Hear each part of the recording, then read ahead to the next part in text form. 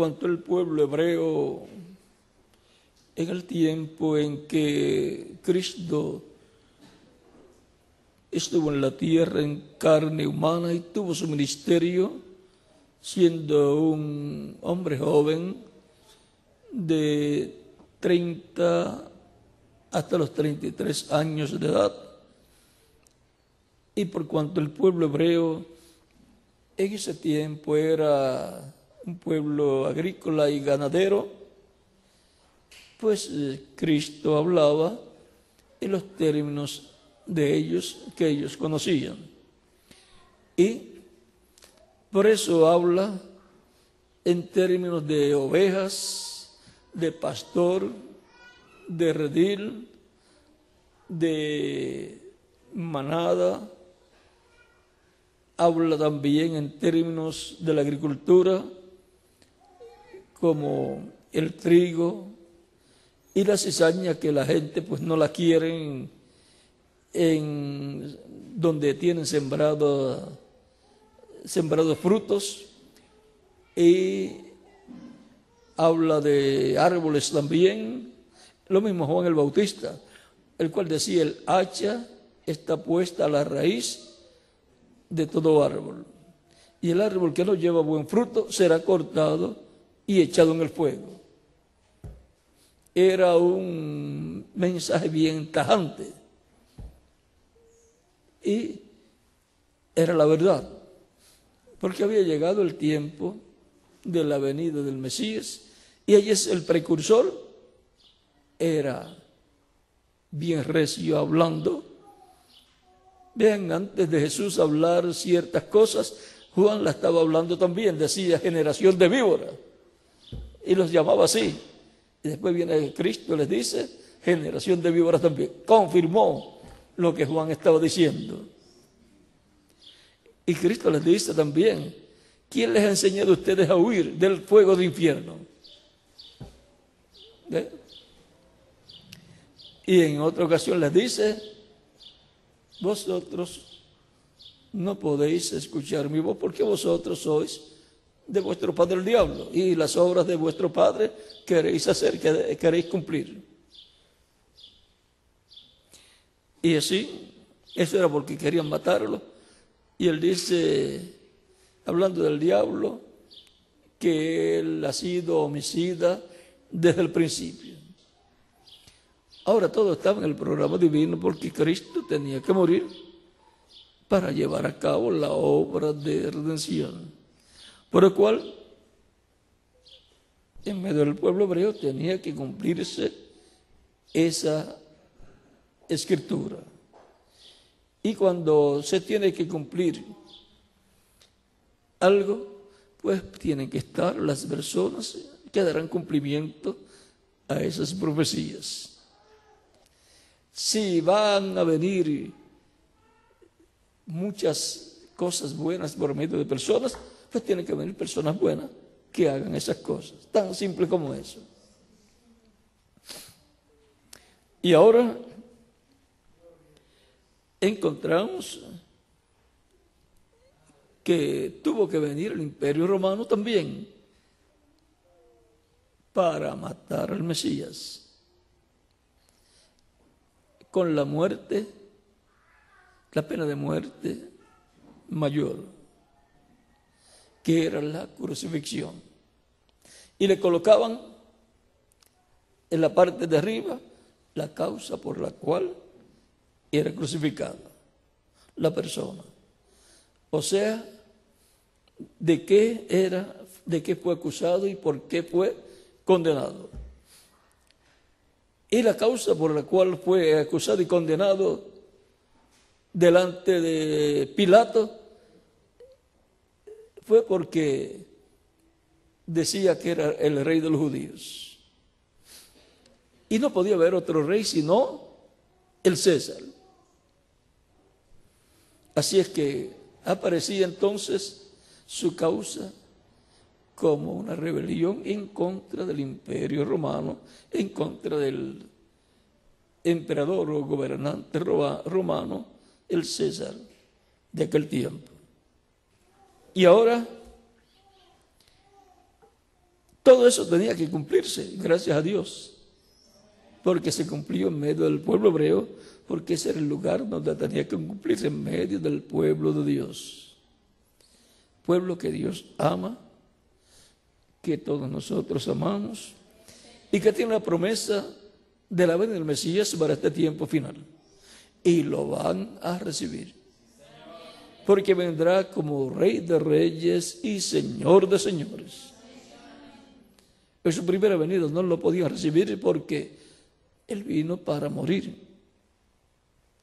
Vino como Cordero para morir por el pueblo hebreo, como el sacrificio de expiación por los pecados del pueblo hebreo y por los pecados de todos los seres humanos. Por lo tanto, tenía Dios que cegar los ojos de ellos para que no vieran. Y por eso cuando Cristo está en la cruz, ora por su pueblo Israel y le dice al Padre: Padre, perdónalos porque no saben lo que hacen.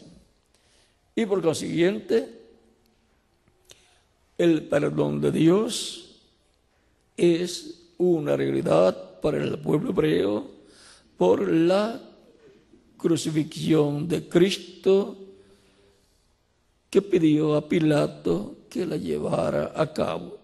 Y no el pueblo, sino los líderes del pueblo fueron los que promovieron eso e incitaron a muchos del pueblo que estaban allí a que pidieran lo mismo, la crucifixión de Cristo. Pero tenía que ser en esa forma para que se efectuara el sacrificio de expiación por los pecados del ser humano. Por lo tanto, le agradecemos a Dios y al pueblo hebreo la bendición del Redentor, porque la salvación, el mismo Cristo dice a la mujer samaritana en el capítulo 4 de San Juan, que la salvación viene de los judíos. O sea que el pueblo hebreo, miren, le ha dado la Biblia a la humanidad. Le ha dado un Salvador, al Señor Jesucristo. ¿Qué más quiere la humanidad del pueblo hebreo? Si le ha dado lo más grande, la palabra de Dios escrita, y le ha dado un Salvador, el Señor Jesucristo. Lo más grande, el tesoro más grande del pueblo hebreo es la palabra de Dios escrita y el Mesías, el Salvador, en su primera venida. Y por consiguiente, la historia de la venida del Mesías, que está en el Evangelio, según San Mateo, según San Marcos, según San Lucas y según San Juan, y en las cartas de los apóstoles. Y también en el libro del Apocalipsis, que es también escrito por uno de los apóstoles, pero revelado o dictado por el Espíritu Santo, a través del ángel del Señor Jesucristo. Por eso ustedes encuentran que dice: el que tiene oídos para oír, oiga ¿qué? Lo que el Espíritu dice a las iglesias. Y ahora hemos llegado al día postrero, que es el séptimo milenio de Adán hacia acá, o tercer milenio de Cristo hacia acá. Porque un día delante del Señor es como 1000 años, y 1000 años como un día. Los días postreros comenzaron en el tiempo de Jesucristo. Ya cuando tenía de 3 a 7 años de edad, comenzó el primero de los días postreros, que es el 5.º milenio de Adán hacia acá. Y allí comenzó el primero de los días postreros. Y los días postreros son 3 delante de Dios. 3 días postreros delante de Dios, que para los seres humanos son 3 milenios postreros, los 3 milenios postreros. Recuerden que así como la semana tiene 7 días, y los 3 días postreros de la semana son jueves, que es el 5.º día, viernes, que es el 6.º día, y sábado, que es el último día de la semana. Último día, día postrero de la semana, representa al día postrero delante de Dios, que es el séptimo milenio. El séptimo milenio es el milenio sabático delante de Dios. Cristo dijo que el Hijo del Hombre es Señor del sábado, es Señor del día de reposo, es el Señor del día postrero. Por eso es que en el día postrero milenial, es que el Mesías tomará el reino, reclamará el reino, lo tomará, establecerá su reino y gobernará sobre el pueblo hebreo y sobre todas las naciones.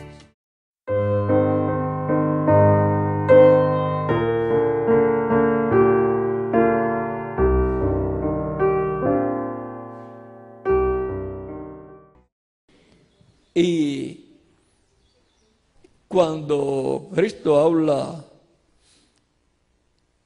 del reino y de que el que haya dejado padre, madre, hijos, esposa y así por el estilo y casa, recibirá 100 veces.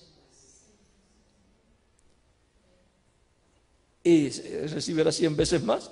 Y la vida eterna, que es lo más importante. Que aunque no se reciba 100 veces más, la vida eterna vale más que 100 veces más. Y ahora le dicen, ahora, Señor, nosotros le hemos dejado todo en el reino. ¿Qué vamos a tener? Y Cristo les dice, ustedes en el reino, o sea, en la regeneración, que eso es en el milenio,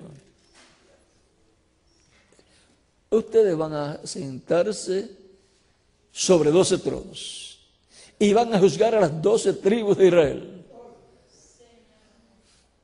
O sea que lo que era Samuel y los otros jueces en el tiempo de los jueces, que eso corresponde al tiempo de la teocracia, ahora en el milenio ustedes van a estar en esa posición.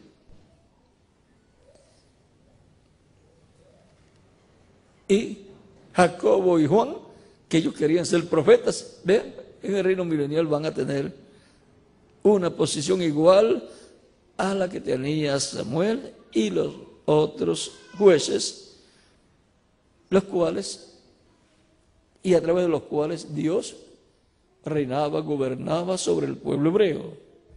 Porque la teocracia es Dios gobernando por medio de un hombre, que en aquel tiempo eran los jueces, así como gobernó por medio del profeta Moisés y gobernó por medio de Josué, que también era profeta.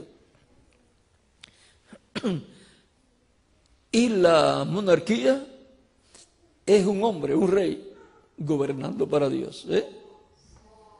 La teocracia es superior a la monarquía, porque la teocracia es Dios gobernando a través de un hombre. El hombre pues no es el que opina, no es el que dice, sino es Dios. Por eso cuando el pueblo hebreo, en el tiempo de Samuel, el cual ya estaba anciano, y sus hijos no eran correctos como Samuel, el pueblo temió mucho que Samuel muriera de un momento a otro y quedaran los hijos de Samuel como jueces, porque ellos hacían un trabajo de jueces también en el tiempo de Samuel, ayudaban a Samuel, pero el juez principal era Samuel. Y piden a un hombre, un rey. Le dicen a Samuel, queremos que nos coloque un rey, porque tus hijos no andan rectos delante de Dios, y tú ya estás viejo, o sea, te vas a morir de un momento a otro, nos vas a dejar. Queremos un rey como lo tienen todas las naciones, que nos gobierne. y querer salir de la monarquía, de la teocracia a la monarquía era un problema. Pero Dios les había dicho que cuando ellos quisieran rey, sí, podían tener rey. Dice, cuando 17:14 de Deuteronomio, capítulo 17, verso 14 en adelante, dice, cuando hayas entrado en la tierra que Jehová tu Dios te da, y tomes posesión de ella y la habites, y digas, pondré un rey sobre mí, como todas las naciones que están en mi alrededor. Ciertamente pondrás por rey sobre ti al que Jehová tu Dios escogiere. O sea que no habrá elecciones como tienen las naciones en la actualidad. No es el pueblo el que va a votar por el rey o por el gobernante que va a tener, es Dios. Un solo voto, el de Dios. Y con ese voto es suficiente. No podrás poner sobre ti a un hombre extranjero que no sea tu hermano. O sea, puede estar en otra nación, pero si es tu hermano, puede venir de otra nación, pero tiene que ser tu hermano. O que esté ya en la nación.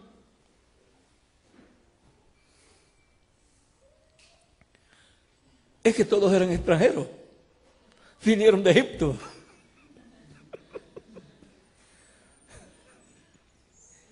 Y después ya, pues, heredaron la tierra. Luego sigue diciendo, pero él no aumentará para él caballos, ni hará volver al pueblo a Egipto, ni hará volver al pueblo a Egipto con el fin de aumentar caballos, porque Jehová os ha dicho, no volváis nunca por este camino. Ni tomará para sí muchas mujeres, para que su corazón no se desvíe,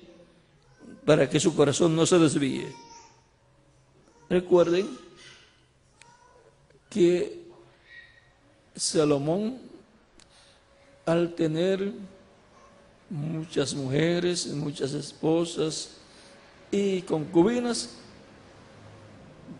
de todas esas naciones vecinas, trajeron su religión, y por eso él le tuvo que construir templos paganos en la tierra de Israel, y vinieron a ser un problema porque Salomón dio lugar a que la idolatría se estableciera en Israel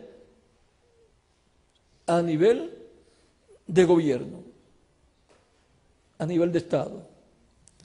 O sea, le dio libertad a sus esposas para la adoración pagana, y el mismo Salomón después también iba a las actividades, y dice la Biblia hasta sirvió a Astaret y a Moloch, tan sabio después de viejo, como que la sabiduría la tuvo por el tiempo en que estaba bien agarrado de Dios. Pero esa es una enseñanza. La persona no puede creerse sabio en su propia opinión. Debe tener la sabiduría de Dios y saber lo que Dios ha dicho. Y Dios lo advirtió, y también David se lo advirtió. Y Dios le había dicho que si se desviaba y se iba hacia la idolatría, entonces Dios lo iba a castigar con vara de hombre. Eso quiere decir con gente, con naciones y ejércitos enemigos para castigarlo. Y como Dios trata con el pueblo hebreo como nación, lo que el rey hacía afectaba a toda la nación. Es como lo que un presidente hace afecta a toda la nación. Si un presidente habla mal de otra nación y otro presidente, vean, ya esa otra nación va a estar en contra de esa nación. Pero fue el presidente el que habló, sí, pero es él la cabeza de esa nación. Le busca un problema a su propia nación. Y Salomón le buscó un problema a su propia nación. Y la sentencia de Dios, además de los adversarios que fueron levantados, que Dios le levantó en contra a Salomón, también el reino, Dios dijo que sería dividido. Y no puede ser alterada la fe de Cristo. No puede ser alterada la religión de Dios, del Dios verdadero. No puede ser mezclada con paganismo. Porque si la mezcla con paganismo, un poco de levadura, ¿qué? Leuda toda la masa. La hace entonces pagana. Pero el cristianismo tiene que permanecer puro. Y los creyentes en Cristo tienen que permanecer con la fe pura en Cristo nuestro Salvador.